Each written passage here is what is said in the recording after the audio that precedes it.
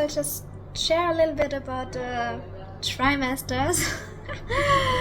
What a journey. What a journey. So I was literally traveling throughout my pregnancy, and I was traveling throughout my pregnancy once around the globe. So that was a very beautiful and magical experience. And never say that when you get pregnant, when you get kids, you have to stop. Yes, you have to adjust, but you never have to stop your life. Continue doing the things you love doing. This is really what I want to share with you today. It's like, continue doing the things you love doing. This is so necessary, and the world needs it. The world needs happy, blissful babies. I don't know how mine will be once she's out, but yeah, we will see in a few weeks. So, the first trimester, the first 1.5 months for me was just nausea. I was nausea from morning to evening. It's not morning sickness, it's like all day sickness. It was horrible. I didn't have energy, and I'm dancing a lot. I'm going to gym or do my own workout at home. I couldn't do anything. I was like going in the morning to my yoga mat, lying on it, and I'm like, oh, I'm game over. I'm done. I couldn't do anything. So yeah, that was literally my first 1.5-2 months. And then there was already this sensation of, I'm gonna let go of Bali. And I was living here for over 5 years. And I just knew, like, the house where I was living for over 2 years, I gonna clear out all my stuff, I gonna sell, and I gotta give away, and I did it. And at this time I didn't even knew that I'm flying. But I got the strong calling, I need to see my family. So I'm from Germany. And there was a lot of things happening. Literally the day I conceived my daughter, my grandpa died. The same day. And 2 weeks later my dad had a stroke. After another week, my masculine cat, and I had 2 Bengal cats at the time, my masculine cat, he disappeared or got kidnapped. Most probably he got kidnapped. And in February, my brother's son was born. So there was a lot in the masculine happening at the very beginning. That's why I also thought, oh, it's a boy. I come back to that. So, as there was so much happening in my family, I knew I have to go and visit them. So they knew already I'm pregnant, and I was flying home, surprising everyone. And I went to directly be there for the funeral of my grandpa and support my family, be with them, and also, yeah, this beautiful energy of family. Family is always there. So yeah. And after being with my family in Germany and Sweden, where I mainly live, then I got a strong call, I need to fly to Peru.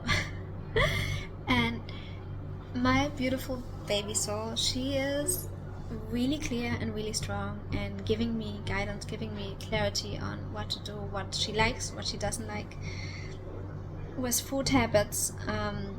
For example, yeah, I'm gonna make another thing about the food and gonna link it here or here. So my little baby girl was guiding me very strongly in Peru. I've never been there, and honestly, I cannot recommend it.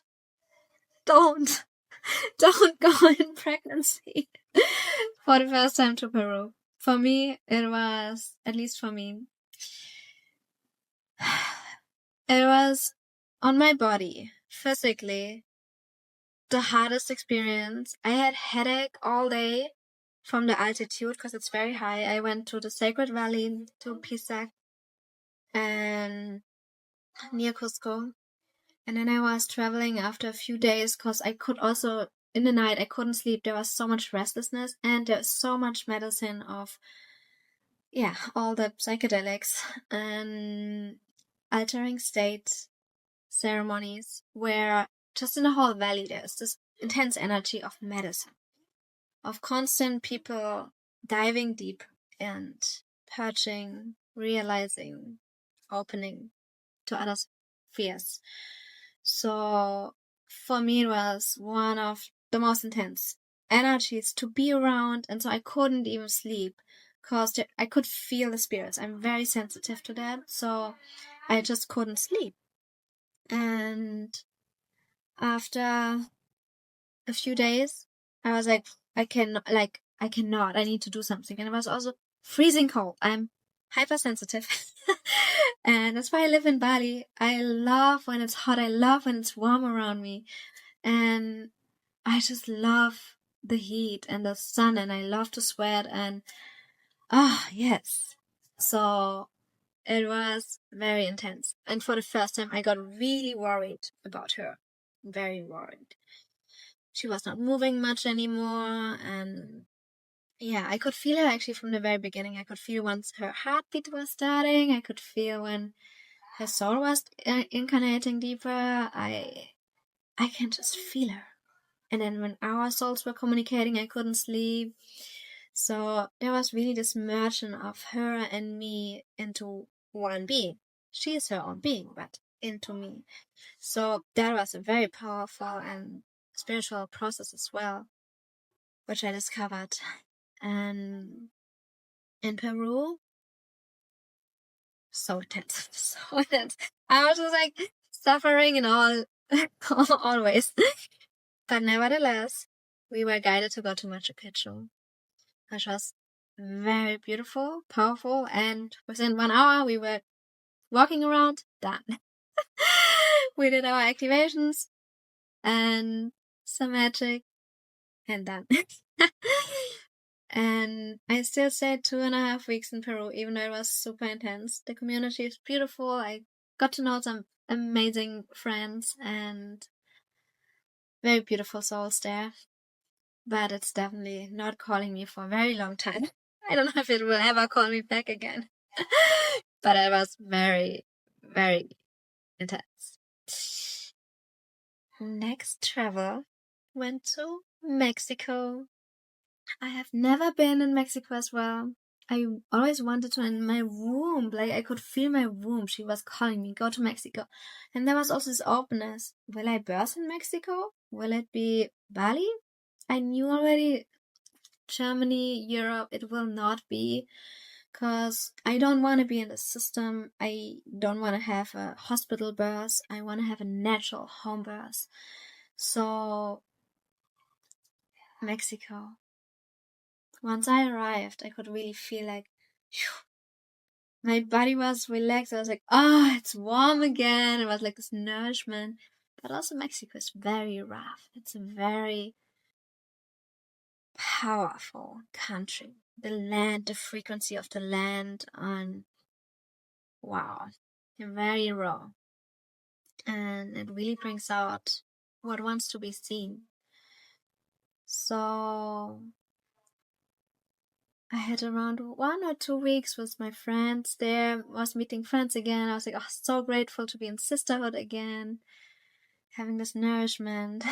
And then the baby's father chose to come. I was very grateful, so we could have time to connect. And also after around 22 weeks I was in, 5 months, or around 5 months, and we made the first ultrasound, which was so exciting and beautiful to see her, to simply see her. So powerful. And yeah, just to see her, to acknowledge how she is. And I knew already before that it's a girl. Coming to that. I will definitely link you my gender scan meditation here or here. And that's how I figured out already before, is she a boy or girl? Because at the beginning I was like, it's a boy, it's a boy. Then I was so much in my head about it. I was like, is it a boy? Is it a girl? It's like, dun dun dun dun dun. What is it? What is her? What is she? Him or her. And yeah, I was like so confused about it. And then I was like, okay, let go. And for a few weeks I was just like, trying to not think about it, trying to really get it out of my system. And then once I was like ready, I was like, let's tune in. And so in the meditation, I share how I was figuring out her gender before. And once we were at the doctor, he, after like checking the heartbeat, which is so magical to hear the heartbeat for the first time, oh my gosh. And so he was like, do you want to know the gender? And I was like, it's a girl. I knew it in my whole body. So much certainty. I knew it because I could feel it. I could feel her. And there was a few things, like if I would spray like this beautiful hydrosol water on me, she was like always, me too. So I always had to spray on my womb as well, the spray. And she was like, me too. I used really yummy smelling oils or creams. She was like, me too. So I was like, okay, that's more good. And yeah, so and he was like looking at me, the doctor. I was like, and then scanning, and then his face came into the most sweet smile. I was like, yes, it's a girl. And the baby's daddy was like touched, so deeply touched. It was so beautiful to see him, and how his eyes were almost popping out of his face of like, whoa, can I get it, daughter? You can see it. Yeah. So all over Mexico, and the 3.5 weeks traveling with him was very intense. We could completely see the opposite of him and me. And super intense. The whole communication before was very bad. So being together was, I'm very grateful he came. And I can see in his eyes, he wants to be there. He wants to support us, but he's not ready. And I think there's a lot of men out there who are not ready. It might resonate with you right now, or with your man. And what I can understand so far is, for men, it's a completely different journey. Completely. For men, might most probably come up deep wounds. They come up a lot of freedom, and also the support of, he is the one who nurses. He is the one who takes care. He is the one. If you see it as an onion, you are like the baby is in the middle, sacred and protected in the womb. Then you as mother are around, and the man is holding the container or taking the onion to somewhere else. But it's like, it's a very sacred process. And so men's role are just completely different than the women ones. And we just have to acknowledge that. A man will never experience how it is to have the whole body changing, the whole hormones changing, everything changing and changing and changing. So, this is very profound. And just to acknowledge that, I think that's the first step we can do for both. In Mexico, I also had coming up a lot of fears. Already, I think I had one huge breakdown in Peru and one in Bali before leaving, where there was just like realization of, oh my gosh, the biggest fear of, I will be alone. Like, who is there? Who is really supporting me? I know I have my friends. I know I have my community. I have my family. I'm really in very good and close contact with my family. But pregnancy, you want, at least me, I always was wishing that I am in a safe relationship, that I have my partner, and that we go into this whole journey together. And once I got pregnant, this was not there. So there was on one point this huge breakdown and realization of, okay, I just gonna be alone. And that was a huge breakdown for me. Took me a few days to get out of that deep rabbit hole. And the other one was definitely also connected with the father. I can't fully remember what it was about, but it was also about realizing I'm in this journey alone. How do I do that? And so much uncertainty, not knowing. And I also learned to trust. This whole pregnancy was teaching me I don't need to know all of the map. I just need to know the next location. And from that one, I can go to the next. So I literally booked all my flights. I only booked Europe, then I booked Peru, then I booked Mexico. One thing at a time. I learned to trust, to only follow one step at a time. I don't need to know about the birthing in the first trimester. I couldn't. I did not even know where I am, where, in which country, with whom, like what. So it was a huge surrender. This whole pregnancy already for me. Just surrender, and trust. Deep trust. Yeah. Continue. In Mexico, we also figured out, when I was there with the baby's daddy, where are we? And how much will he present? Will he be there or not? That's also, you gotta figure that out. You gotta see. And I hope your man is there. I hope it works out. If it's not a toxic relationship, because if it's a toxic relationship, I can only recommend you to go through it. Because you're a woman. We women are strong. There is this deep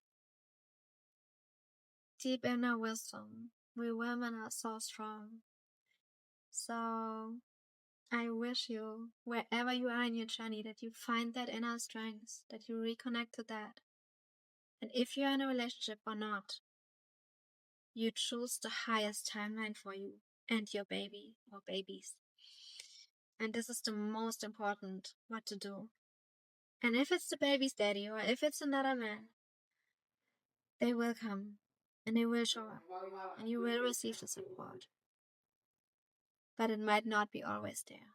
So in the times when you don't have it, you're gonna find some methods, some friends, some other support options which will nourish and help you through the times where you struggle, where there's no ground to stand on, or you're just crying or going through the depths of it. Yeah.